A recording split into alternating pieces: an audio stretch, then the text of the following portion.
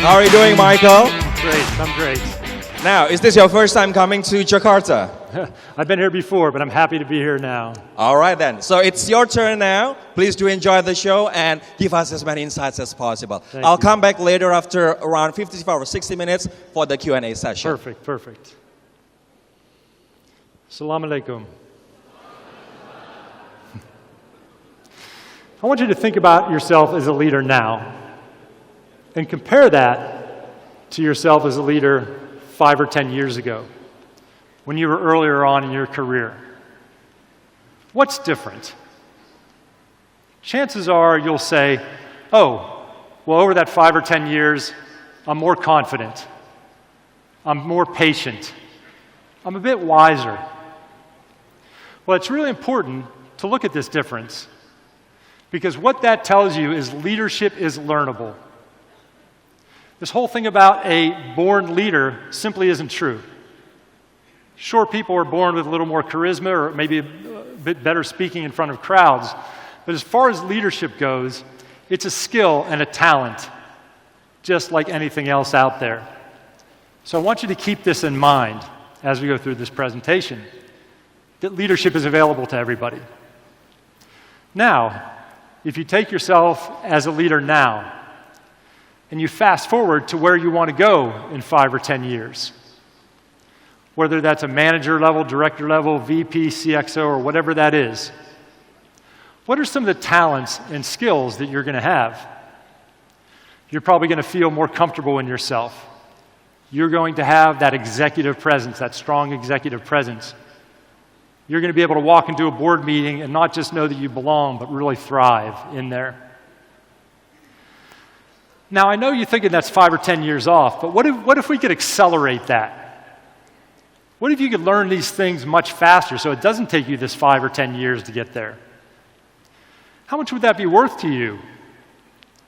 And we're here at Human Capital Potential Conference. What would that be worth to your organization if you had that ability to really scale that, to really speed that up for not just you, but your team, but all leaders in your organization? That would really be massive. And the reason I know this, the reason this is so important to me, is when I was back here early on in my career, I founded my first software company, and I was not a good leader.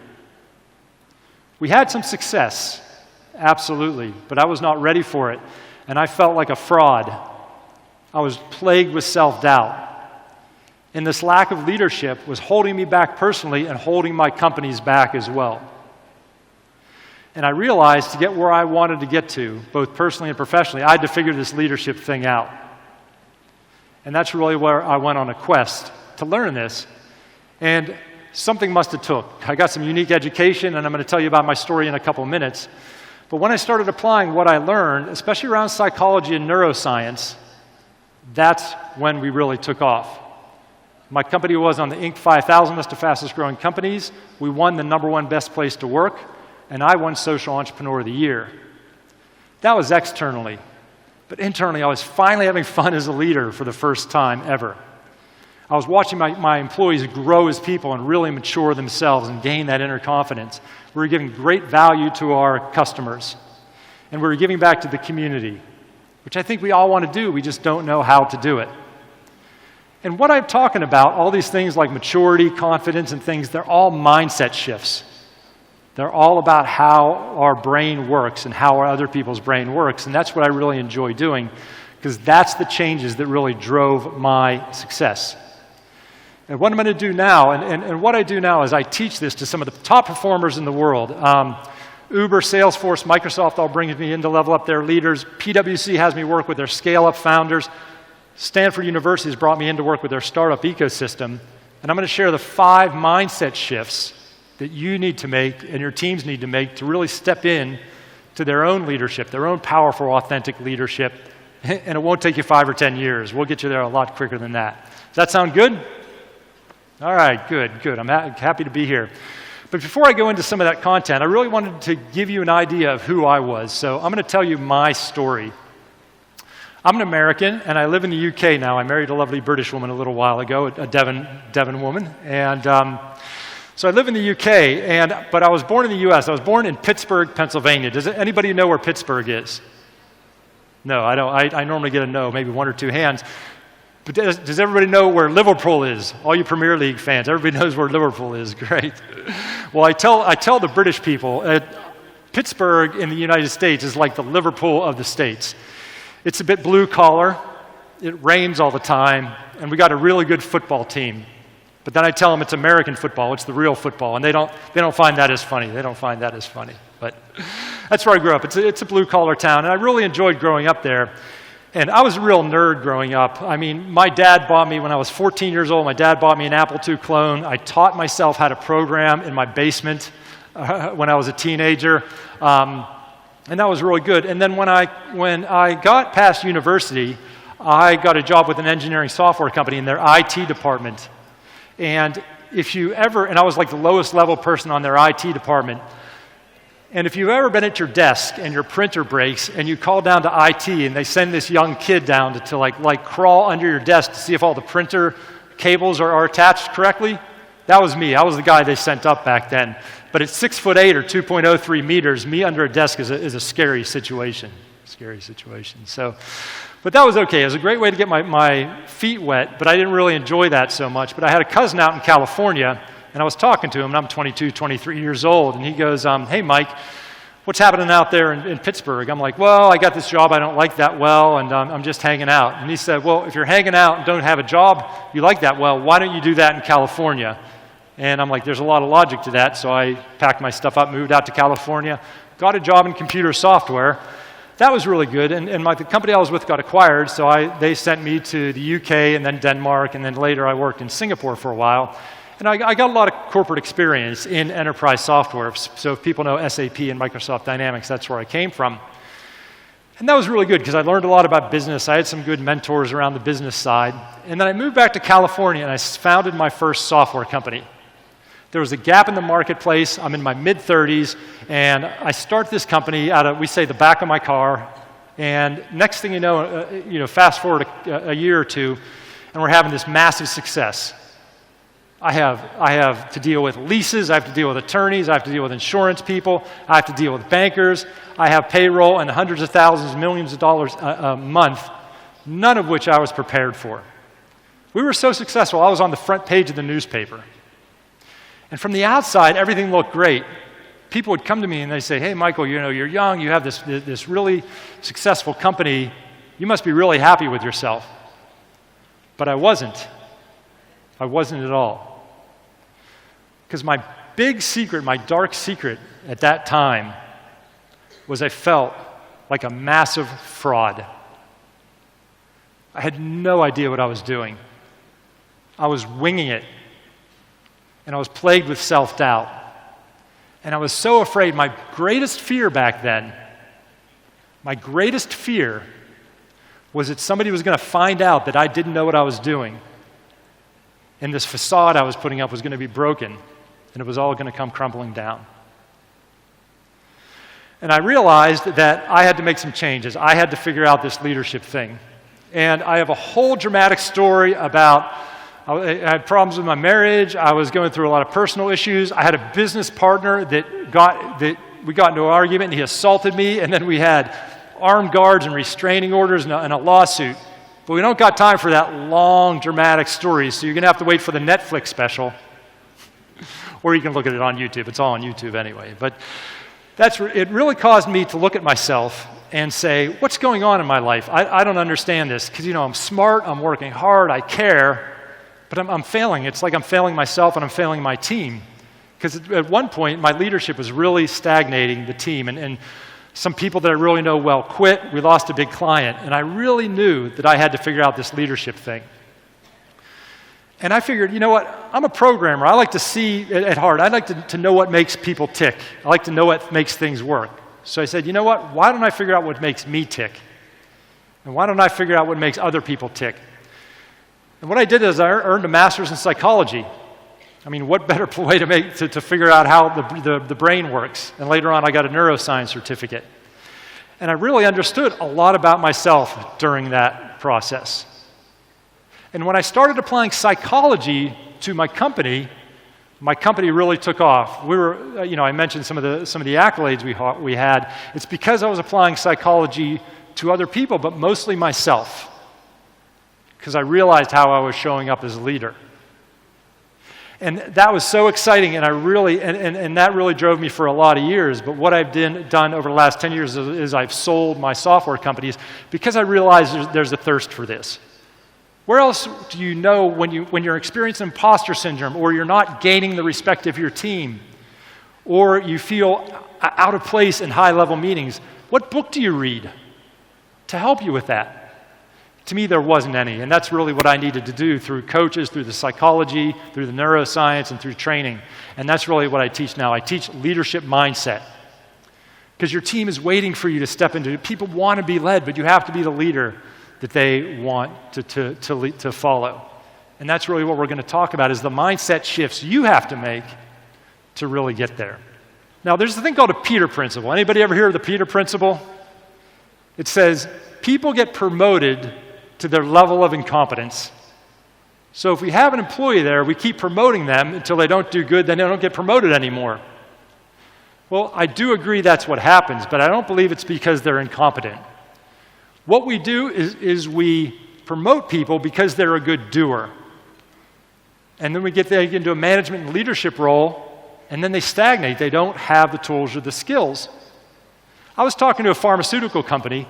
I was doing the same presentation to a pharmaceutical company, and they had it was in the vaccine division, they had a lot of physicians in leadership. And I asked the one lady, I said, so how long did it take you to become a physician? I joked, I'm like, 1 or 2 years. Don't ever say that to a physician. She's like, 10 years to become a physician. I'm like, okay, because you got to go through all the school, the residency, et cetera. And I said, okay, well then how long did it take you to become a good physician? Because, you're just graduated and then you go and then obviously you got promoted. She's like, another 10 years. I'm like, okay, so it took you 20 years of studying and becoming a physician. She's like, yes. And I'm like, okay, and what's your job now? She's like, I'm a leader. I'm in charge of 400 people and a couple tens of millions of dollars budget. I'm like, wow, that's a lot of responsibility. She's like, it is. I'm like, did you go to 20 years of leadership school before you got into this leadership role? Of course, she laughs. I'm like, well, what did you do? She's like, I went to a 3-day leadership workshop on the weekend. I'm like, okay, so you took 20 years to become a good physician, and now you're in charge of, 400 people and a $20 million budget, and you got 3 days of training. And we wonder why leadership is there's such issues in leadership. When you look at every single statistics, leaders are really struggling. You can see some things here. Worldwide employee engagement is at 17%. That's horrible. That's horrible. And here's why I call this Leadership Mindset 2.0, because Leadership Mindset 1.0 obviously isn't working. And if you want to know what Leadership Mindset 1.0 is, that I'm the boss and you should do what I say. That's giving orders. And I'll tell you what, that doesn't work really well, especially nowadays. I've been talking to a lot of the leaders in here and the organizations that are in here, and a lot of people are having issues relating to the younger generation. You know what they say? They won't do what I tell them. Well, maybe you're telling them the wrong things, because the younger generation, they have amazing capabilities. They're really, really focused, but they don't want to take your orders. And this whole thing of being top down, I'm the boss, do what I say, it doesn't create employee engagement, it doesn't create innovation, and it's really the old way of doing things, and you're never going to unlock the potential. You're never going to be a global leader really doing that. You need to enable and empower people. And that's what Leadership Mindset 2.0 is about, making the changes inside you so that you can really empower other people. And it's so amazing to be in Indonesia, because I did some work here about 15 years ago, and I love this country. You have such a diverse country. It's spread over the 70,000 islands, and you have so many natural resources, and everybody here is so kind. And I really see the focus to really becoming a regional and a global player. And really, what we need to do is take that Leadership Mindset 1.0 and upgrade that to the Leadership Mindset 2.0, so we can take advantage of all these human capital resources we have available to us. But that means making a lot of shifts within us first, so that we can be the leaders for everybody else. I talk about being a leader as leadership is like, say, an apartment building. And when you start out in your career, you're at the low level of the building, right? You're on the first floor. And what that means is the rent's a little less, so your salary's a little less, which is okay. You know, you're in your 20s, you're in your entry-level position, and maybe you're handling 1 or 2 clients, 1 or 2 projects, and that's fine. But the more you get promoted, the higher up in the building you get. And what happens the higher up that you get in the building? One is you take on more responsibility. If you do good with 1 or 2 clients, now maybe you're managing the people that handles clients, and you have 20 or 30 clients you can help. And you have a team of 10 or 20 people.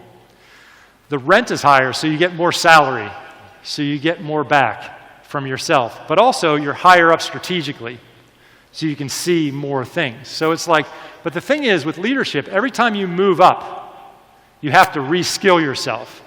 So you have to learn more skills. There's different skills being a manager and being a director and being a VP. So you have to keep learning. So the first mindset shift I want to share with you is leading others starts with yourself. And what do I mean by this? Well, I have a foundational rule of leadership in my book, Leadership Mindset 2.0, and we're going to talk about this because it's a bit of an abstract issue.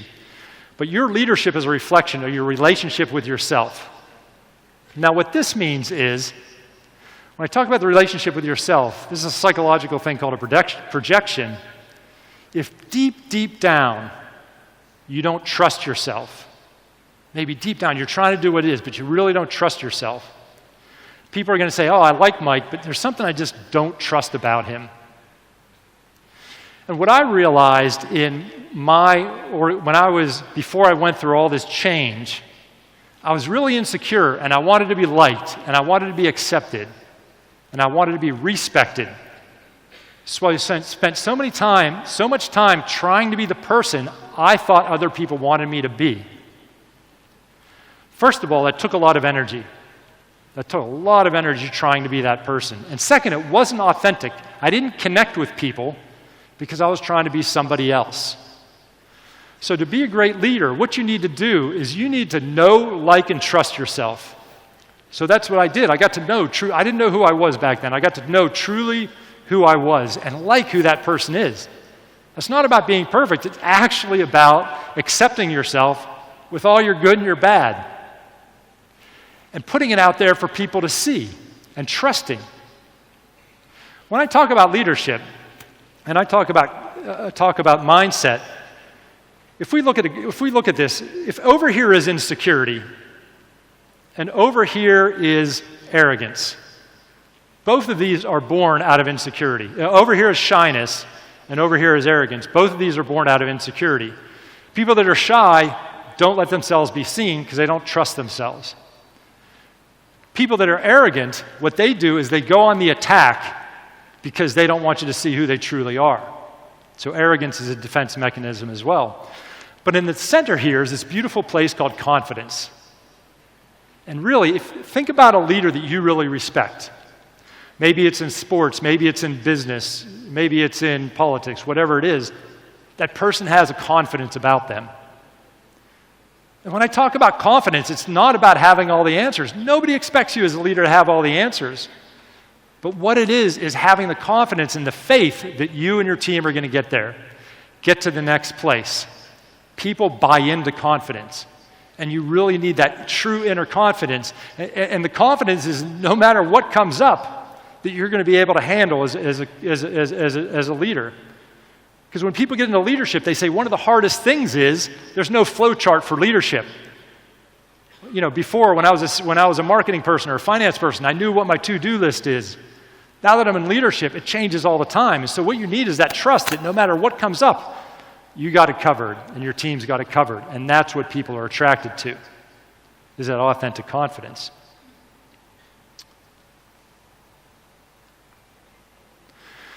And the leadership I teach is called growth leadership because it requires the leader to grow as a person.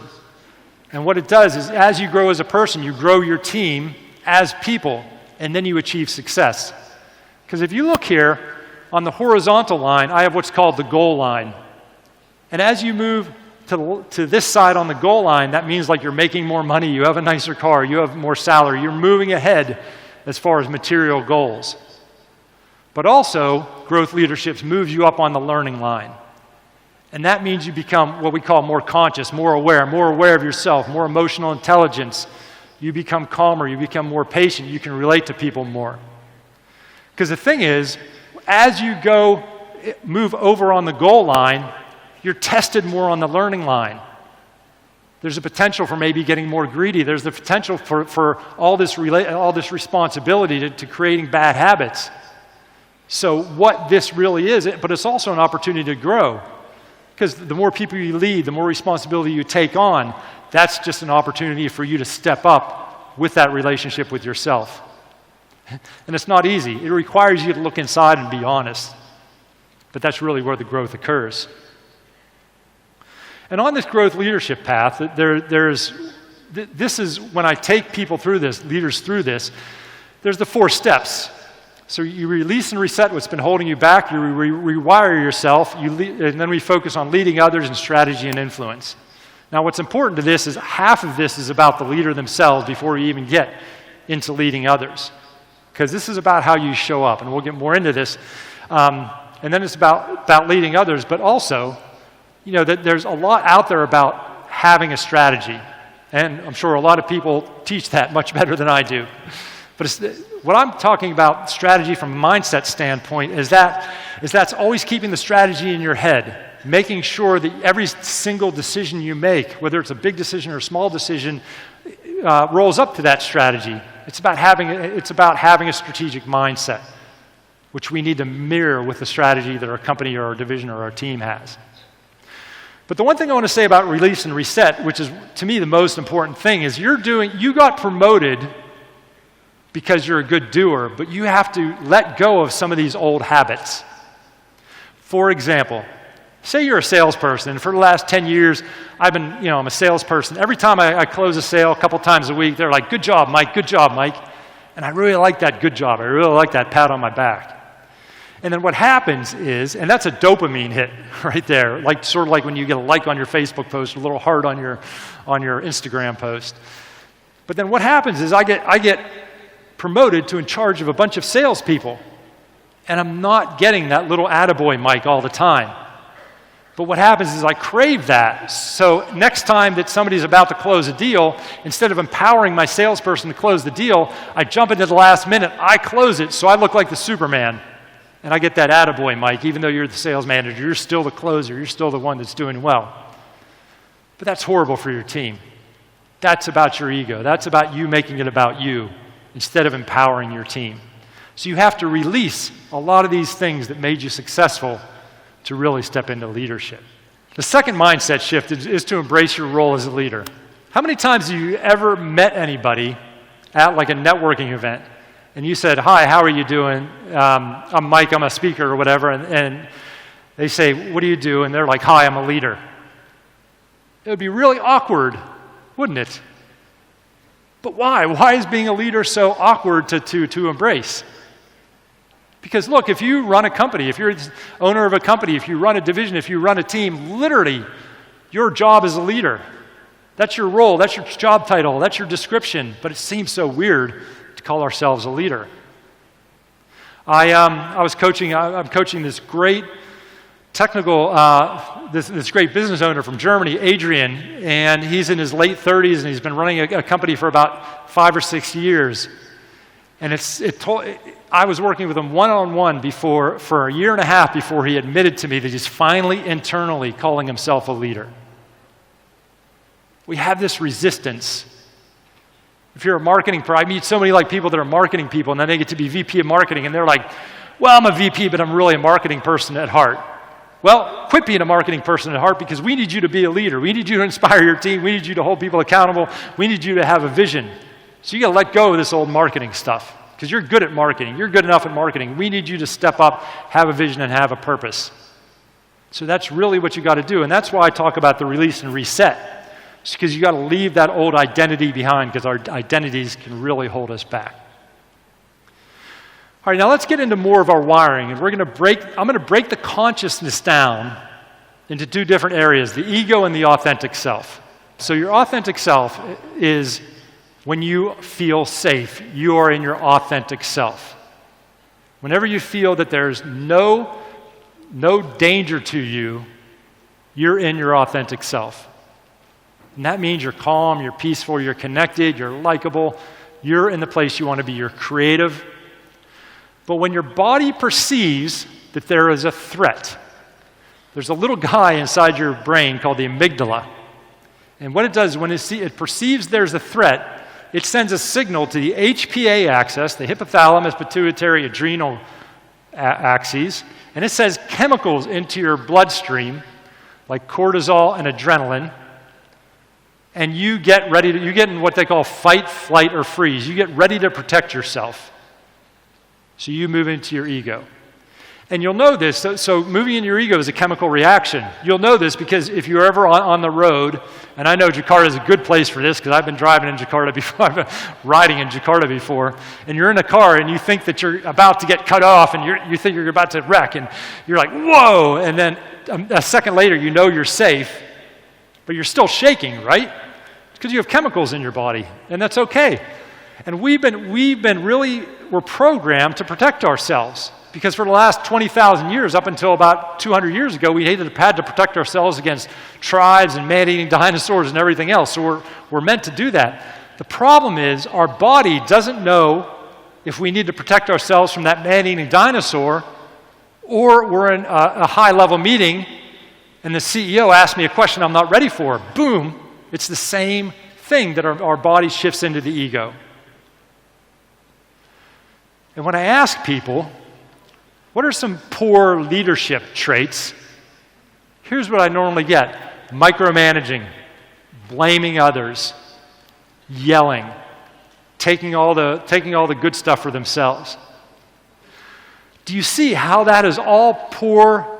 That is all behaviors and traits of people trying to protect themselves, right? Those are protectionism mechanisms. So poor leadership comes from when we're in our ego. Now, on the other side of that, when we don't feel at risk, we're in our authentic self. And our authentic self is when we are connected, we are creative. And I ask people, what are really positive behavior traits of a great leader? And it's when people are open, people are empathetic, people empower others, people delegate, people,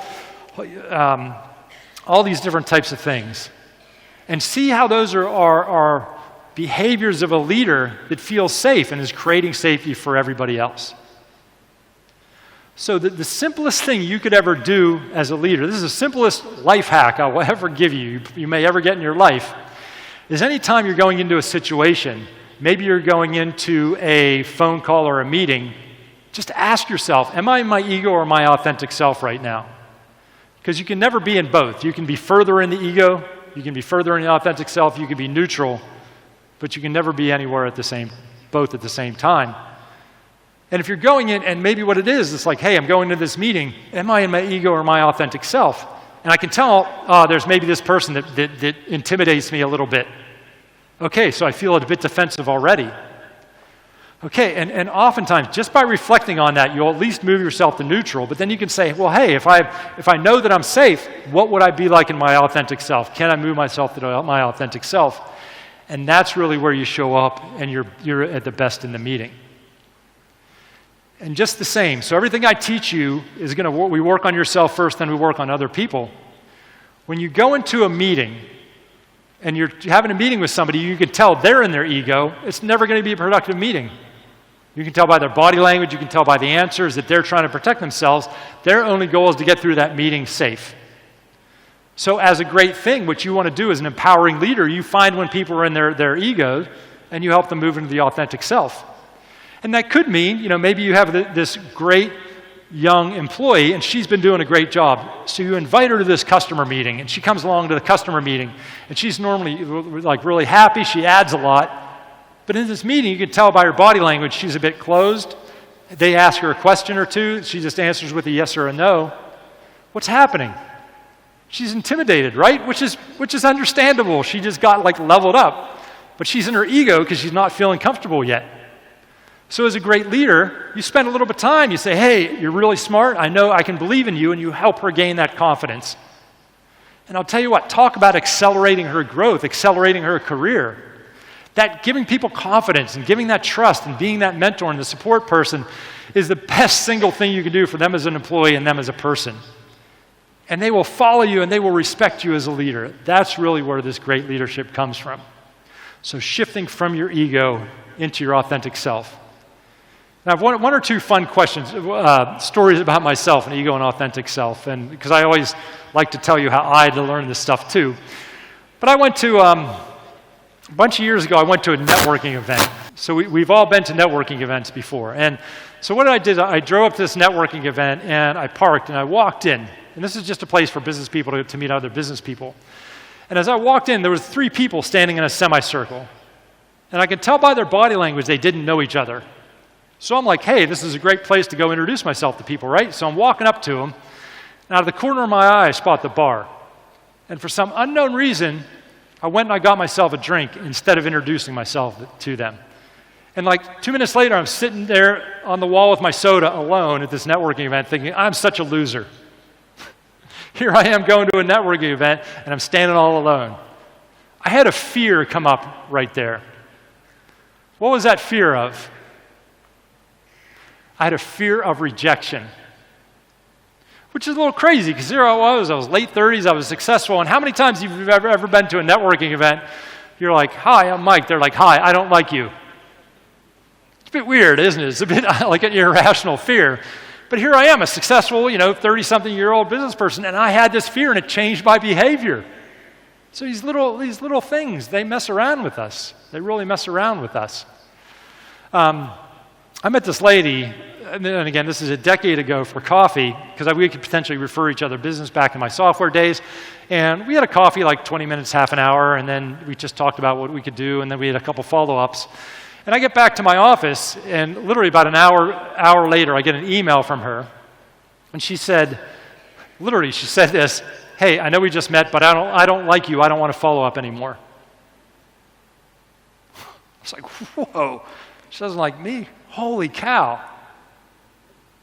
And it really threw me for a loop. For the next hour, I'm like walking around my office. I'm like, oh my gosh, maybe nobody likes me. Maybe all my friends, maybe nobody likes me. Nobody just wanted to tell me. Am I unlikable? Did I say something really weird during that coffee? Did I insult her? Did I say something about, whatever? And I replayed it. No, it was just a normal coffee. And then after further reflection, I came to this amazing realization that not everybody's going to like me. And not only that, I'm okay with it. And that was so freeing because I thought about how many different times in my life have I been in a meeting with a person or a group of people, and there was something I said or didn't say to be liked and accepted. And I realized, you know what, I am who I am. Maybe some people don't like tall, gangly, weird Americans. Who knows? That's up to them. That's their issue. And now what I do is I really tell myself that I'm going to go out there and I'm going to meet people, and they may or may not like me. That's totally good. That's okay with you. Because I got a secret for you. I don't like everybody either. Everybody in here is cool. I've met a bunch of people. You all are good. You all are good. But it's the truth. You ever meet somebody you just don't get along with, just don't vibe with them? They're totally great people, but it's just like you just don't enjoy spending time with them? That's okay. We have that type of thing.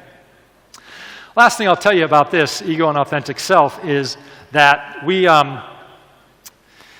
I met this guy, and he travels all the time for work, and he doesn't always have people to go take him out for dinner. And he's like, I hate eating dinner alone. I'm like, well, what do you do? He said, well, what I do is I go down and I find people to eat with in a hotel restaurant.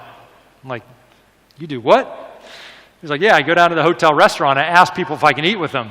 I'm like, that's a little weird, dude, but what's your percentage rate? Is it like 90, 95%? He's like, no, 30, 35%. I'm like, so it's like a no, yes? He's like, yeah, no, yes. I'm like, that's awesome. You're my hero, actually. I'm like, how do you do it? He's like, well, my objective is to go find somebody to eat with, to meet some cool people and not eat alone. And he's like, if they say no to me, I don't take it personally. Maybe they're having a business meeting, maybe they're tired, it doesn't matter. Maybe they don't like me, I don't really care. And that's always really, I'm not to that level yet. I haven't ever done that in a restaurant, but that really inspires me when it comes to being courageous. So that's ego, authentic self. The next thing I want to talk about is the mindset shift 4 is embody alignment, integrity, and ownership. And here's what I want to talk about, all three of them really quickly, one at a time. Here's what alignment means. It's so important for you to have values, purpose, and a vision no matter where you're at in an organization.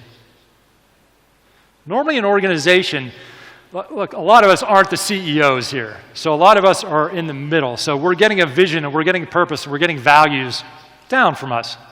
But it's still important that you as a leader shows up and has a values for your team, have a vision for your team, and have a purpose for your team. But you know what? If you are a large company, you can have different values than other departments of your team. For example, a sales department is probably going to have different values and a different vision than a finance department, and a marketing department, and a customer service department. But they all should roll up together, so you should have this core theme. And how this relates to you is, you as a leader, your team wants to know what you're about. And from the mindset standpoint, it's really important that you are crystal clear about who you are and you tell them. It's like, look, this is who I am as a leader. This is how I'm going to lead. How do you want to be led? Here's my vision for the team. How can we get there together? That's what Mindset 2.0 is. It's not about telling them how to get there. It's not about micromanaging and giving them orders. It's about saying, here's the vision. Here's where we're going. How can I support you? How do you want to grow as a person in service to this team? But I'm giving you the vision. I'm giving you the values. I'm giving you the purpose. And so how are you going to be part of this? And that's the empowering part. But to do that, you have to be clear yourself. And when I hire people now, I don't have employees nowadays, but even with subcontractors, when I bring them in, I'm like, look, this is the type of leader I am. I don't micromanage. I expect you to be mature. I'm not going to look over your shoulder. Is this good with you? And some people are like, well, and then I know they're not right for me. Other people are like, I love it. And that's how you have a high-performing team. You're never going to have a high-performing team until you do that. So the second thing I want to tell you is about integrity. There it is, integrity. So funny when I see leaders that are out there, and I'm not even going to ask everybody to raise their hand, but when they want everybody else to be on time, and they show up to every meeting 5 minutes late. Have you ever experienced this? No, don't raise your hand. I don't want to get anybody in trouble. But there's so many leaders, they expect other people to be on time, and then they roll in 5, 7, 10 minutes late. Yeah, see, when you do that as a leader, that's not leading by example. And every time you ask somebody to do something that you're not willing to do yourself, that creates mistrust. And that creates a lack of respect. I did this. There was a CEO who brought me in to work with their company for their strategic day, and they sent me their values beforehand, and the one value was tight. And I'm talking to the CEO. I'm like, so Ryan, what do you mean by tight? He's like, we run a tight ship. Everybody is prepared. Everybody's on time. I'm like, Ryan, are you tight? He's like, yeah, I'm tight. I'm like, well, you were 10 minutes late to our last meeting, and then you skipped our one before that. He goes, okay, I'm not tight, but I want everybody else to be tight. Like, that ain't how it works. That ain't how it works. So really, integrity is about being, and what's difficult with a leader is what you say is magnified 100 times. Anything that you say, because people don't always get exposure to you, so anything you say, they're happy to hear what the leader says, but they are going to blow it up 100 times. There was one time I went to lunch with a buddy, and I thought about opening up a second office. This is before we had a second office. I thought about opening up a second office, and when I came in, after lunch, I mentioned to my secretary, hey, wouldn't it be cool if we opened up an office in LA? That's literally what I said. Wouldn't it be cool if we opened up an office in LA? I get back to my office, an hour later, my CTO comes, and she goes, I heard we're opening up another office in LA. Can I go up and open it up? I'm like, I didn't say that, but we just have to be, but because we're the leader, anything we say is magnified. So we have to be so crystal clear with what we say and how we say it. Ownership. Ownership. And just the same, as a leader, you have to take so much more ownership than anybody else in your organization. You have to lead with ownership, and there's always another level of ownership that you can take. We think we take ownership. We probably do because we're in leadership, but there's always always another level up. And I'll give you a story about this. So my buddy was coaching the CEO of a mid-sized company, and he was not getting along with his top salesperson, who was a lady. And they really butted heads. And it kept getting worse and worse, to the point where, and my buddy tried to work with them, but it started getting into yelling matches almost every day. And the CEO finally said, I want to fire this lady. It's my company, I'm the CEO, I should be able to fire him. My buddy found out she was responsible for 60% of the new product sales. And he goes, well, if you get rid of this sales lady, you're going to set your company back years. He said, I don't care, I want to fire her. And he said, okay. So my buddy held up the list of employees. He said, which half are you going to let go at the same time? Because you're going to get rid of all these sales. You're going to have to cut your company down by half. And he goes, oh, well, I don't want to do that. What else can I do? My buddy goes, you should apologize to her. Of course, what did he say? I'm not apologizing to her. She's an idiot. And he said, well, okay. Then who are you going to let go of out there? Which half are you going to let go of? He goes, okay, what does this really look like? So my buddy worked with him, and the next day he asked this lady out to lunch. And of course, she just thinks she's getting fired, right? They're arguing all the time. She reluctantly agrees. They have a really uncomfortable drive out to the restaurant. They sit down. They both order. It's very uncomfortable. He takes a deep breath, because he definitely didn't want to do this, but he was committed. He takes a deep breath. He said, I'll be honest, I want to apologize to you. Because actually, you've been doing your job. You've been bringing in sales. But I haven't been supporting you. I'm the CEO, I'm the leader, and I have not giving you the support you need. I've been childish, and I'm sorry. And then he reported back, there was like the 10 seconds, she just stared at him for like 10 seconds, the most uncomfortable 10 seconds he's ever experienced. And then she just started crying. She goes, thank you. Because I've been working hard, and we used to get along, and I liked working here, and thank you so much for just recognizing me. It means so much. And then she said, you know what, I've been acting like a child too. And then they had the most phenomenal lunch. They got on the same page. Fast forward a couple years, their revenues tripled. She's the VP of sales. Now let's look at what happened here. You had a CEO who could have fired this lady, right? He had every justification in the world. She's not respectful to me. I'm the CEO. I'm the one in power. It's my company. But what did he do? Because he can't control her. All he can control is himself and how he shows up. He took his ego and he put his ego in his pocket. Because his responsibility is the company. And he really showed up and he was authentic. He was authentic there. And she responded. And what's great about it, and he didn't know how she would respond. It could have went horribly. But it didn't. Because my experience is when you show up and take ownership and you admit what you didn't or didn't do, then people do the same. But that takes courage. It's not comfortable. It's definitely not a fun thing to do. But that's what strong leaders do. That's what powerful leaders do. All right, the fifth thing I want to talk about is strategic mindset, because becoming strategic is a mindset shift in itself. Because I get a lot of leaders that come to me and they're like, I want to be more strategic. I'm like, do you guys have a company, a strategy as a company or a team? Like, yeah, we do. But I get the feedback from my team, I get the feedback from my boss, I need to be more strategic. And that might mean when they show up to board meetings, they're not seen as a strategic player. When they're making decisions, they're not making these strategic decisions.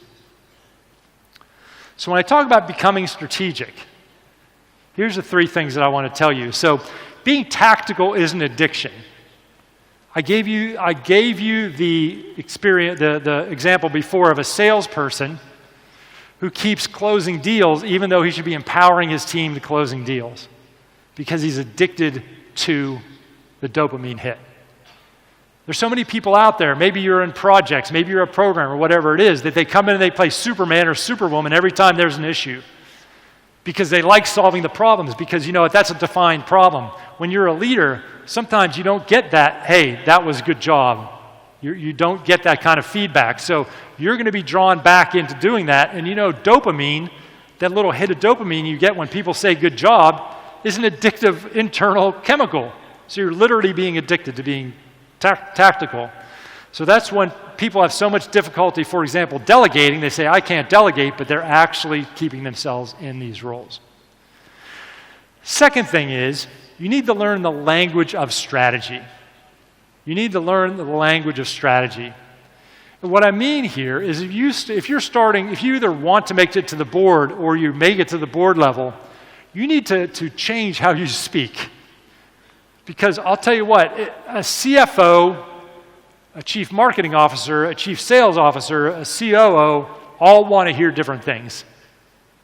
And so you have to adapt what you say based on who you're talking to.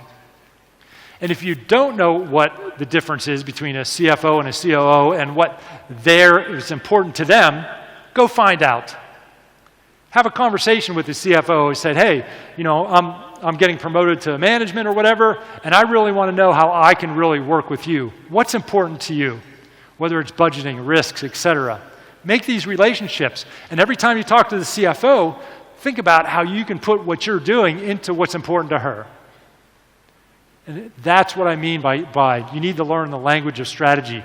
Things like risk, balancing risk and return, about different types of things. And if you're looking to get into a strategic role, you really have to change how you speak. The third thing is thinking is a reflective process. Thinking is a reflective process. So people that have back-to-back meetings don't think strategically. Because you have to take a step back to think strategically. I know a guy named Warren Roosted. He played in the NBA. He was the right-hand man to a president way back in the day. He's in his 80s now, and he's on the board of like 30 different companies. Every day, he spends 6 hours in his office with just a pad of paper thinking about strategy. So you have to take yourself, if you're like, I don't have that strategy, I'm not thinking strategically, you have to take yourself out of the office and build that into your work. I'll give you a really simple hack here for being more strategic.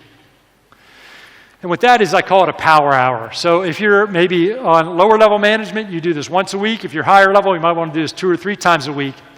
First thing is, when you get up, first thing in your workday, before you even looked at email, I know everybody checks their phone first thing when they get up, but you know, don't get drawn into it. But for your first hour, what I want you to do is I want you to go take a walk, preferably outside, wherever it is, or get away from your desk, get away from where you really do work, and just walk or just ponder things. And maybe you're like, hey, I need to think about this customer or this employer or this team, or maybe you just go with a blank mind. And then you're going to give your mind some time to really work on stuff because it needs that step back. And then once that 25 minutes is up, get back to your desk and spend that other 35 to 40 minutes working on something strategic. Whether it's a new business plan, whether you're reaching out to some old contacts you haven't talked to in a while. You know, maybe you're making contacts. Maybe you look at some competitors' websites. Catch yourself up on the industry news. If you invest this hour in both reflection and action, in a couple weeks and a couple months, you'll notice yourself really moving forward as a strategic leader. Now, these are your 5 mindset shifts, and I have no idea how much time's left because it doesn't say it on my monitor, so can I get a time check from somebody in the organization? I just want to make sure we're not going over. But these 5 mindset shifts, what I want to talk about while I get that answer is the key. If you look at these 5 mindset shifts, and we talked a bit about figuring out where you are now and moving forward in your career and accelerating your growth. That's where these come from. That's a great place to work on. And we'll just go through. I like hacks. I'm a programmer, so I'm going to give you one hack for each mindset shift so that you can go back and leave with something really, really useful. And so the first one, leading others starts with yourself. So think about your relationship with yourself. Do you know what your own values are? Do you know what your own values are? Do you know what you stand for? Do you have a vision for your team?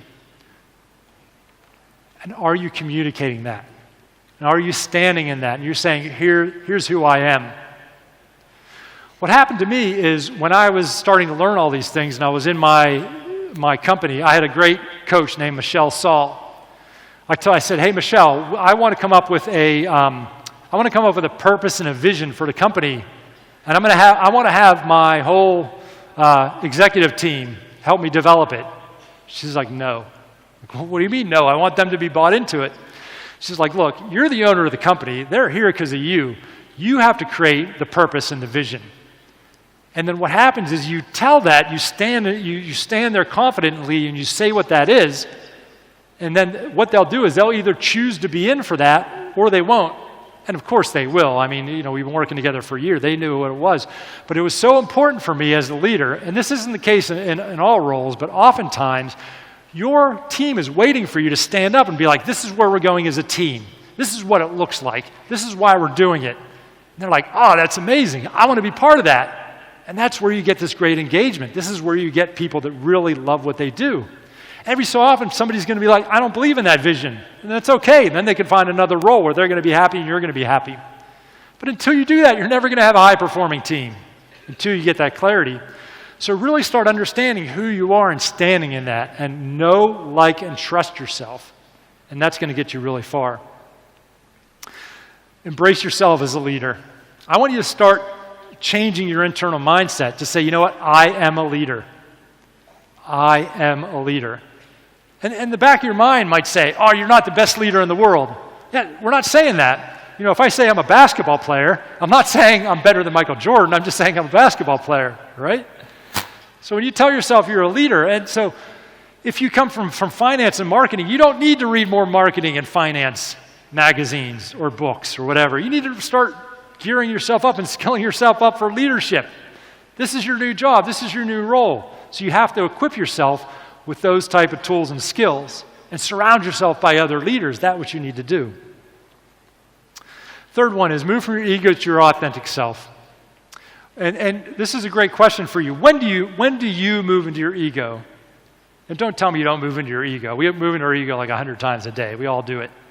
If you don't think so, we can come up here. You can come up here on stage. We can go through every part of your life until we find a couple places, but nobody ever volunteers. But seriously, when do you shift into your ego? Maybe you don't like speaking in front of groups of people. Maybe it's a certain type of meeting. Maybe a certain person brings you into your ego. Okay, well, that's great information. How can you be more in your authentic self? Because just that awareness is super important. Or the people that you work with. Oh, this person's always in their ego. It's okay. Sometimes it's not your job to get other people out of their ego, but if you know that they're in their ego, you can address them differently because they're trying to protect themselves. People always want to know, how do I work with an arrogant leader? Remember, that arrogant leader is trying to protect themselves. They don't feel safe. And when you can realize that, you can actually have a bit of empathy and compassion for them and realize that they're not secure. And that's where the arrogance comes from. And that's how you change how you relate to them. And then embody alignment, integrity, and ownership. So what's one small place you can level up in each area? We talked about alignment, about having a vision, a purpose, a values. Integrity. What are you asking your team to do that you don't do? I don't mean you have to take out the trash and everything, but maybe you do need to clean up some of your behaviors and really be the shining example that they need. So where can your integrity be cleaned up? And ownership, where can you take more ownership? When you're a leader, everything is your fault. I had my COO and a project manager who reported to her, and the project manager wasn't doing her job, and the COO said, well, she's not doing her job. I'm like, look, if she's not doing her job, it's 100% on her, and because she reports to you, it's 100% on you, and because you report to me, it's 100% on me. We all have responsibility. It's not her fault, it's our fault. We got to figure this out together. And then we talked about putting a power hour into your calendar. Now, these are five mindset shifts. So if we bring Rory back out here, we had a little switch to the, I don't know if we're doing Q&A now or we have a breakout session later. Rory, where are you, my friend? Come and join me. Yes, come on out, come on out. So I'm really interested with, are you going to ask me a question or No, is your it the Q&A microphone session? wasn't on. Right, so I'm very interested with point number 2, the mindset shift number 2, embrace your role as a leader. Yes. And the action needed is change your inner dialogue, you're a leader now. This is very relevant to me as with the audience, I believe, because 5 years ago when I started my business, Yes. I had no experience at all, right? I started my business from scratch. That means my leadership capabilities was also zero. But then I learned by doing so. And I believe this is very relevant to the leaders here who have no leadership capabilities beforehand and they are put in a leadership role and they have to learn by doing. Sometimes we hit our head, sometimes we fall, and sometimes we find the right formula. And this is like the biggest challenge for a new leader as for me in a business landscape. And I believe it's very relevant to you as well. And we still have, 3 minutes to answer the question from the audience, but unfortunately there's going to be only one questioner, if you don't mind. But while we are waiting for the questioner, would you like to comment on what I experienced? Absolutely, Roy. And that's a great thing to bring up. And it's amazing. Now, the thing about leadership is it's really, really difficult. And let's be honest, none of us, even if you went to an MBA and you have a coach, you're still going to make mistakes. If there's one tiny thing that you leave here with, it's just to give yourself a break. Leadership is hard, and you're going to fail. You're going to fail. And we all fail as leaders, especially people in growing companies, in really difficult situations, in startups, all these different types of things. And I don't know about you, Rory, but you might be like me. I'm my own harshest critic, right? Nobody will be as hard nobody else will be as hard on me as I am on myself. Exactly, that's true. And sometimes I'm trapped at the notion of seeing myself as a boss instead of leader. And it has many downsides by seeing ourselves as boss instead of a leader. All right, the time is up. It's a sign for us, but let's receive one questioner or one questioner only. I think you have the opportunity earlier on the previous segment. I'd like to go to another questioner.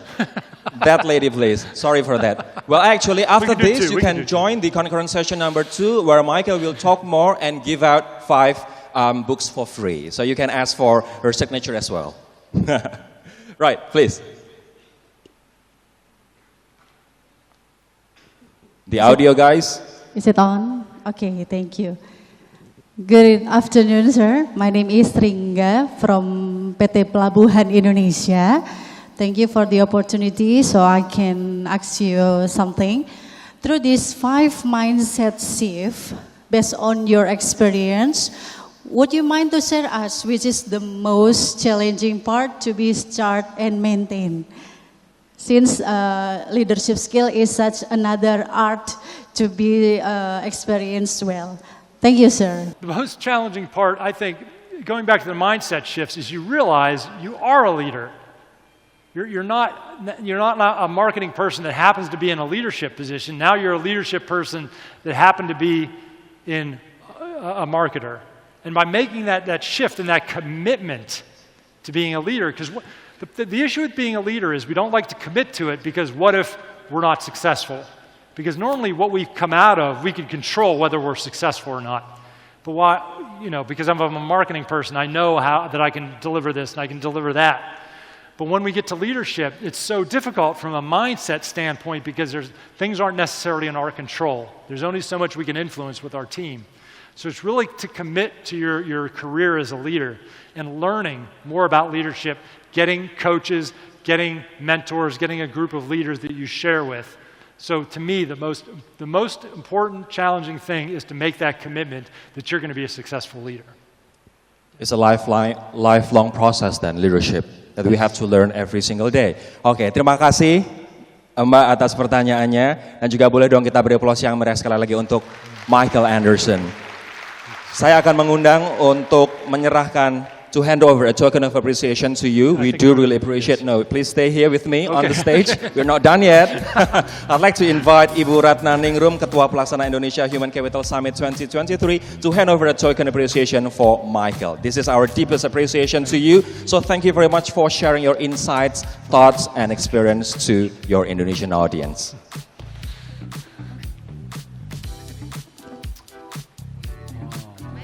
Boleh dong kita beri aplaus yang meriah sekali lagi untuk Michael Anderson dengan mindset shift-nya. Ada 5 poin. Leading others, start with yourself, embrace your role as a leader, move your ego to your authentic self, embody alignment, integrity, and ownership, and last but not least, be